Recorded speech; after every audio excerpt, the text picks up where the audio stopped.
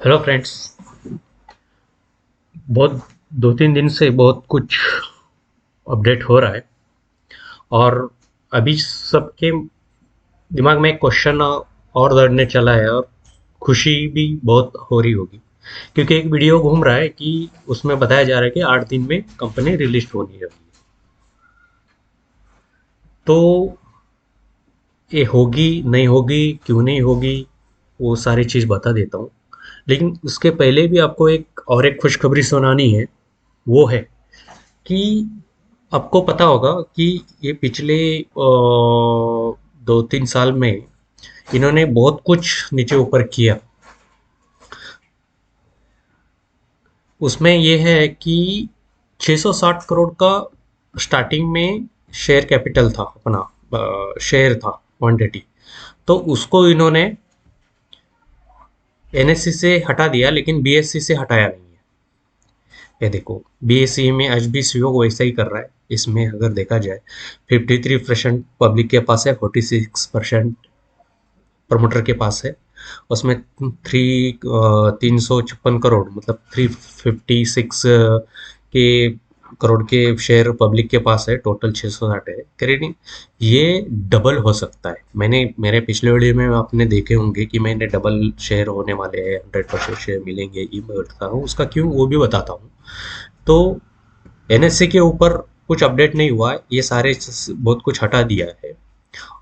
और दूसरा चीज, किसी ने अभी तक सब्सक्राइब नहीं किया हो तो अपना चैनल सब्सक्राइब कर लीजिए। क्योंकि हम अगर ये जो लोकसभा में अभी जो सत्र चल रहा है, जो सेशन चल रहा है, अगर उसमें ये रेजोल्यूशन पास हो जाता है तो उसके बाद कंपनी रिलीज तो उनको कुछ भी करके करनी पड़ेगी। अगर नहीं होता है तो हम केस फाइल करने, और कितने लोग आप केस फाइल करने के सपोर्ट करो, सारे के सारे आप सब्सक्राइब कर लीजिए। क्योंकि हम ज़्यादा से ज़्यादा, ये नहीं है, हम एक बजट बनाएंगे। वो बजट में आप कितने लोग मेंबर बनोगे वो व्हाट्सएप पे सारी डिस्कशन होगी। एक व्हाट्सएप ग्रुप बनाएंगे हम सबके लिए, और लॉयर के पास जाके लॉयर का भी कॉल रिकॉर्डिंग वगैरह हम सबको सुनाएंगे। जो बजट बनेगी वो बजट का हम एक ये बनाएंगे डिवाइडेड बाय कितना जो भी बनता है। और उसके अलावा आप जो बड़े बड़े शेयर होल्डर है और छोटे भी है, बड़े वालों को जो भी अपने हिसाब से दे सकते हो वो दे सकते हो, ज़्यादा नहीं।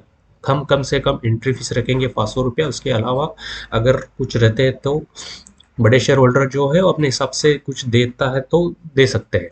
लेकिन वो नौबत आएगी नहीं केस करने की और ये फंड वगैरह जमा करने की। फिर भी मैं बैकअप के लिए बोल रहा हूँ कि अगर ऐसा कुछ होता है तो हम उसके लिए तैयार रहना पड़ेगा। तो उसके लिए आप चैनल सब्सक्राइब कीजिए। और उसके बाद से ये इधर जरूरी होना चाहिए कि हम लॉयर के पास जाके वहाँ मुंबई के लोकेशन के जो भी है, मुंबई के जो मिल सकते हैं वहाँ, एक मैं वो लॉयर से मैं ये करूँगा। वो लॉयर है आईआरएस का कमिश्नर था, एक्स कमिश्नर है। वो रिजाइन दिया हुआ है और प्रैक्टिस कर रहा है अभी हाई कोर्ट में।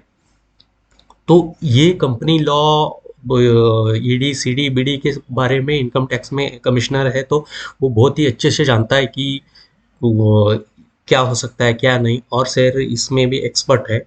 और आईआरएस ऑफिसर मतलब वो इनकम टैक्स मतलब वो उसको सबको नॉलेज रहेगा। सुप्रीम कोर्ट में, हाई कोर्ट में, मुंबई हाई कोर्ट में है लॉयर वो। तो हम मुंबई के कुछ लोग, मैं जब बताऊंगा शेयर मीटिंग चालू करेंगे हम व्हाट्सएप पे ग्रुप बना के। तो मुंबई के जो भी है, जो भी आएंगे, जितने भी आएंगे, मैं एक डेट लूंगा उनसे, वो जाके उनके ऑफिस में जाके हम सारी बातें डिस्कशन करेंगे। और वो उनको एक रिसर्च टीम का अलग पैसा देंगे कि आरटीआई थ्रू जितने डॉक्यूमेंट निकाल सकते हैं निकालेंगे, उसके ऊपर एक स्टडी रिपोर्ट बना के लेंगे। और वो सारे मैंने पिछले वीडियो में बताया था वैसे। फिर केस फाइल करेंगे। लेकिन जहाँ तक मुझे लग रहा है कि केस फाइल करने की नौबत नहीं आएगी। ऑलरेडी 2-3 केस चालू है, वो बात अलग है। लेकिन अभी देखो, जहाँ तक पॉजिटिव जो हो रहा है ना, देखो कंपनी का क्या होता है कि कंपनी एवरी टाइम 8 दिन में, 15 दिन में कोई मीटिंग नहीं ले सकती है, कोई रेजोल्यूशन पास नहीं कर सकती। उसका कंपनी लॉ के हिसाब से कि साल में इतनी मीटिंग होनी चाहिए, ये एक रेगुलेशन है, कंपनी लॉ में है। तो इन्होंने पिछले अभी नेम चेंज का ही पिछले 1-2 15 दिन में किया है, तो 15 दिन में मीटिंग नहीं ले सकते ये लोग। एक तो क्वार्टरली मीटिंग होती है, या 6 मंथली हो सकती है, या ईयरली हो सकती है, और एनुअल वो अलग है। और इसके अलावा कोई स्पेशल मीटिंग ले सकते हैं ये लोग डायरेक्टर की, कुछ कंपनी के लिए कुछ बड़ा है या कुछ ये है तो स्पेशल मीटिंग ले सकते हैं। अगर और ये सबसे बड़ी बात है कि अगर ये जो भी मीटिंग लेते हैं, जो भी फैसला लेते हैं, उसकी एक कॉपी एनएससी के पास, बीएससी के पास, सेबी के पास और आरओसी के पास जाती है। तो अगर उन्होंने रिलिस्ट के लिए कुछ बोला होगा, तो कुछ मीटिंग लिया होगा, तो रेजुलेशन मिल जाएगा। कहीं से भी, कहीं भी से भी, किसी से भी ये न्यूज़ बाहर निकल जाती। लेकिन अभी तक इन्होंने रिलीज के लिए रेजुलेशन पास नहीं किया है, रेजुलेशन की सेंस और डेट को हम रिलीज कर रहे हैं, क्योंकि वो होता तो अभी तक न्यूज़ आ जाती, या अरोसी या कहीं ना कहीं से नीचे, तो वो मीटिंग नहीं लिया, ये खाली कंपनी चेंज का नाम लिया है। इसके आगे हो सकता है वो कंपनी मर्ज का रेजुलेशन पास कर सकते हैं। अगर कंपनी मर्ज होती है तो उसके बाद फिर शेयर की क्वांटिटी कितनी हो सकती है, फेस वैल्यू की वैल्यू कितनी रह सकती है, कैपिटल कितना हो सकता है, उसके हिसाब से वो ये करेंगे। लेकिन जहाँ तक मुझे लग रहा है कि ये मर्जिंग का ये और 1-2 साल नहीं करेंगे, जहाँ तक मुझे लग रहा है। क्यों? क्योंकि ये सारे सब बहुत ही खिचड़ी हो गई है इसके पीछे। अभी ये सिंगल कंपनी हैंडल करना चाहती है, उसके बाद वो ये करते। लेकिन सबसे बड़ी बात मुझे ये समझ में आई है कि जो सेबी ने जो प्रपोजल के लिए कमेंट मांगे थे, वो कमेंट मिल गए हैं। उन्होंने आगे फॉरवर्ड भी कर दिया है फाइनेंस मिनिस्ट्री के साथ। अभी ये इसमें लॉ होना चाहिए। ये अकेली कंपनी नहीं है, ये कंपनी में कम से कम, ये देखो, ये फाइनेंशियल एक्सपर्ट का ये है, ये अकेली कंपनी ही नहीं है, उत्तम गलवा। इसके अलावा 28 कंपनियां और है जो डिलीट हो चुकी है, और कुछ के 23 कंपनियां उसमें से ये हो गई है अपना, फिर से सूचीबद्ध हो गई है, मतलब रिलीज हो गए, जैसे आलोक है और कुछ भी है वैसे हो चुकी है। तो 28 कंपनियां हैं, अकेली यूएसएल नहीं है। इसके अलावा और एक है कि ये लॉ के वजह से, ये जो सेबी का न्यू लॉ आ रहा है 25%, ये जो लॉ आ रहा है, ये लॉ के हिसाब से आज के डेट में सीओसी के साथ जो भी मीटिंग कर रहे हैं बड़ी बड़ी कंपनी, जो बैंकरप्ट कंपनियां हैं, वो कंपनी खरीदने के लिए सीओसी के साथ जो मीटिंग कर रही है, सीओसी के साथ, तो वो सारे होल्ड पे चले गए।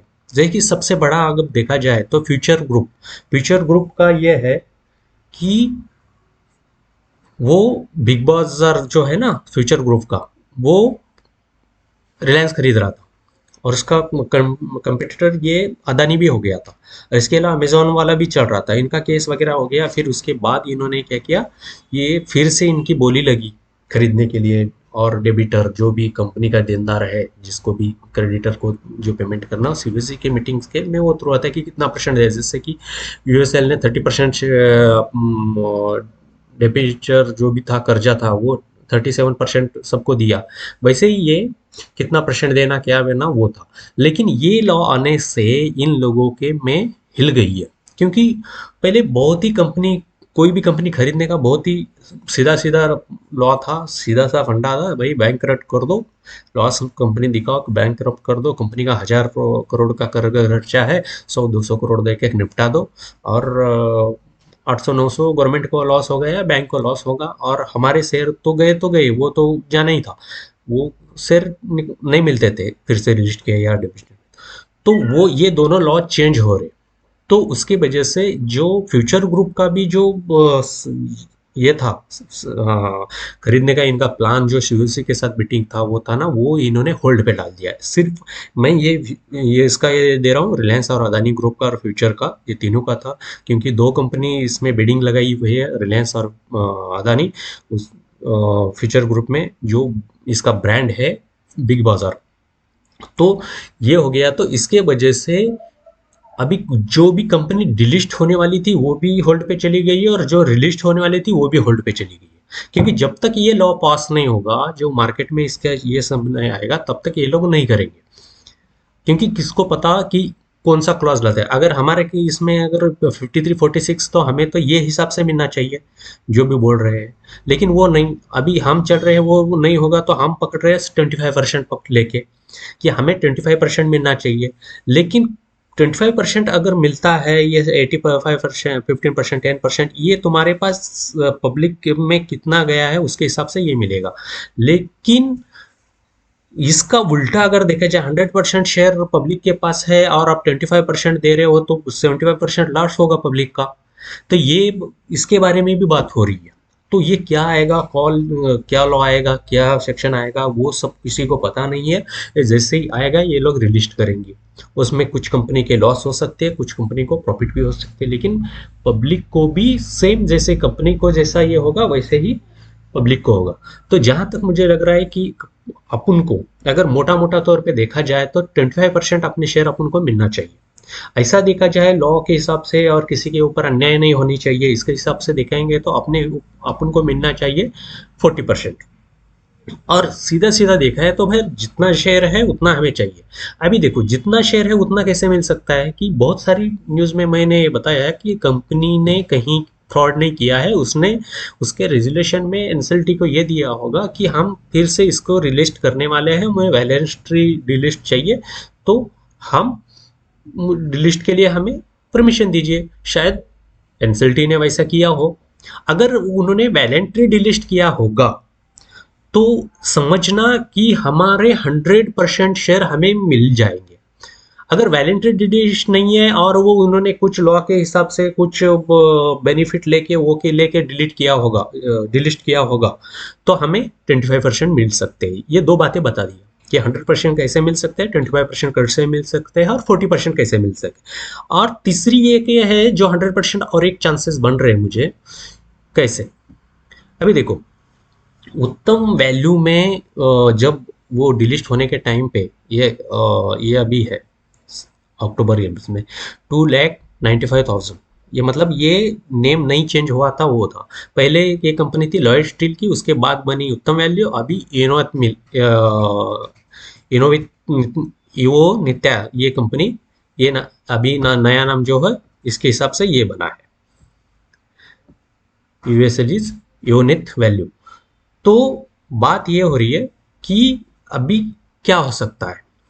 तो जहां तक मुझे लग रहा है कि ये देखो इन्वेस्टर अकाउंट डिमैट में कस्टडी में 320 लाख, मतलब तकरीबन 3 करोड़ 20 लाख है।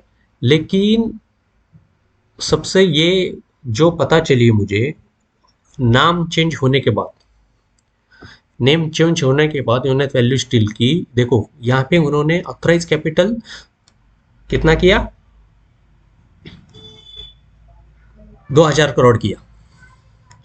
अगर 2000 करोड़ किया तो मैंने 2000 करोड़ की कैपिटल के हिसाब से जो अदर कंपनियां मार्केट में है उसका वैल्यूएशन के हिसाब से उसकी शेयर क्वांटिटी और उसका बेस वैल्यू मैंने चेक किया, तो ये बनता है कम से कम 1200 से 1400 करोड़ शेयर इसके बन सकते हैं। ये कंपनी 1200 से 1400 करोड़, तो अपने पास है 600 करोड़, तो डबल हो गया ना। और मेरे बहुत सारे वीडियो में मैंने बोला है कि ये डबल हो सकता है। जब नेम नहीं चेंज हुआ था तो उसका बना था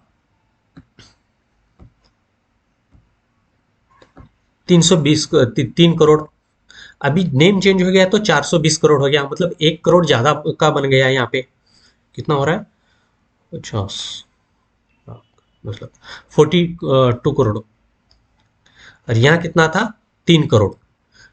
तो पेड कैपिटल जो बन रहा है 442 करोड़ बन रहा है, और यहाँ बन रहा है 3 करोड़।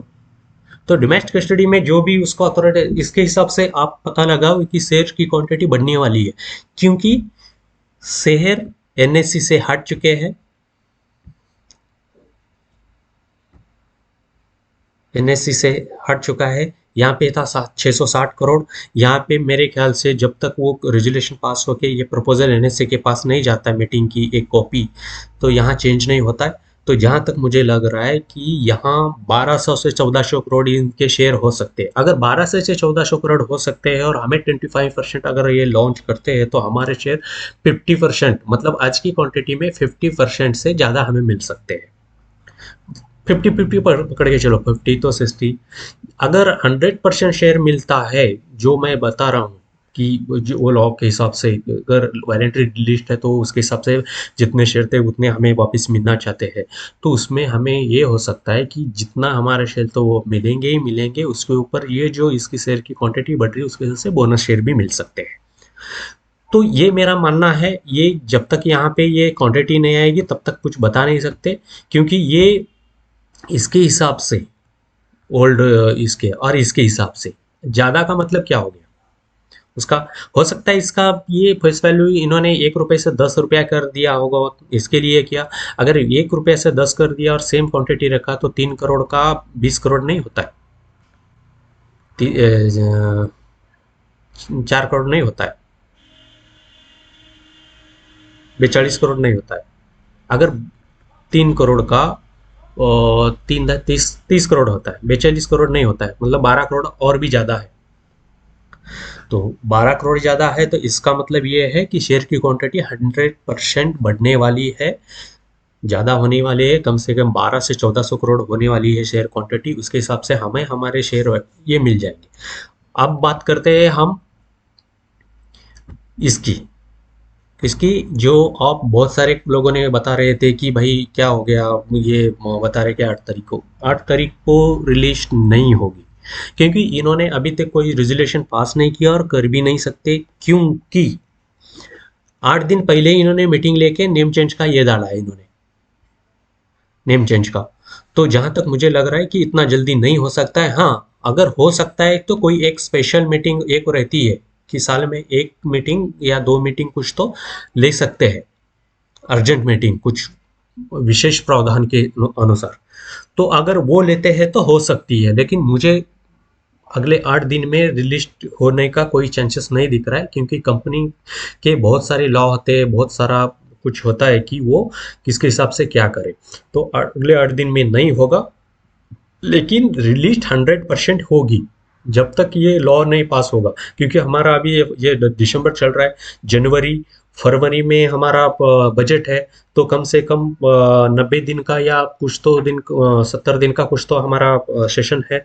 तो वो सेशन में अगर जैसे ही अगर बीच में अगर पास हो जाता है, फाइनेंस मिनिस्ट्री अगर पास कर देती है या बजट में ये अनाउंस कर देते हैं कि हम ऐसा ऐसा दे रहे, तो हो सकता है वो रेजोल्यूशन पास करने की कोई ज़रूरत नहीं, एक नॉर्मल इसमें भी वो सारे इफेक्ट आ जाएगा।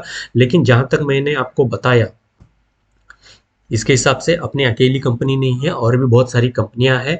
दूसरी चीज़, इसके हिसाब से 25% भी मिल सकता है। अगर हमें 25% और शेयर क्वांटिटी बढ़ जाती है तो 50 से 60% हमें शेयर मिल सकते हैं। दूसरी चीज़ है, हमारे वो अगर वॉलंटरी लिस्ट है तो हमें हमारे 100% शेयर मिल सकते हैं। और ये इसके हिसाब से, क्योंकि न्यू नियम में ये सारा उसने दिया है, number of application case complaint without share capital, ये कुछ दिया नहीं उन्होंने। तो हो सकता है कुछ दिन में अगर ये स्पेशल बॉडी की ये मीटिंग लेते हैं तो हमें कुछ न्यूज़ मिलने को मिलेगी, लेकिन अगले 8 दिन में जो रिलीज की बोल रही है वो नहीं होगा। जहाँ तक मुझे लग रहा है वो नहीं होगा, क्योंकि कंपनी कभी भी उठ के जैसे हम व्हाट्सअप में करते हैं वैसा नहीं होता है। एक पर्टिकुलर नंबर डे और डेट के अंदर आप मीटिंग नहीं ले सकते, क्योंकि जो भी हम मीटिंग लेते हो वो सारी ना आरओसी को उसकी कंप्लेंट जाती है, सेबी को जाती है, एनएससी बीएससी को जाता है, सारे इसको जाती है। तो वो नंबर ऑफ डे और वो उसके हिसाब से ये होगा। अगर इन्हें रिलीज करना है तो ये करेंगे ही करेंगे, लेकिन मार्च के पहले हो सकती है, जहाँ तक मेरा मानना है। क्योंकि ये अपडेशन जो दिख रहा है वो ऐसे ही नहीं है। अगर अगर उनको रिलीज नहीं करना होता तो ये सारे जो कैपिटल वगैरह से जो है, जो फंड होता है जो शेयर के लिए जमा करना आता, वो नहीं जमा कर सकते थे, क्योंकि प्रमोटर है वो प्राइवेट लिमिटेड कंपनी हो जाती है अगर 2 प्रमोटर में है वो। तो अगर पब्लिक लिमिटेड होती है और लिस्टिंग होती है तो ये सारी चीज़ें होती है, ये सिक्योरिटी आपको सेबी ये करके लेती है, जितना सिक्योरिटी आपको करना है। तो 44 करोड़ का 42 करोड़ का अगर ये पेड कर रहे हैं, और पुराना अगर ये देखा जाए ये, इसके हिसाब से आप आपका अंदाजा लगा लो कि कितना परसेंट आपके शेयर बढ़ने वाले हैं, कितना। और कमेंट में मुझे बताएं, अगर कुछ इसमें कुछ मिस आउट कर रहा हूँ तो कमेंट में प्लीज़ आप बताइए कि आगे क्या हो सकता है।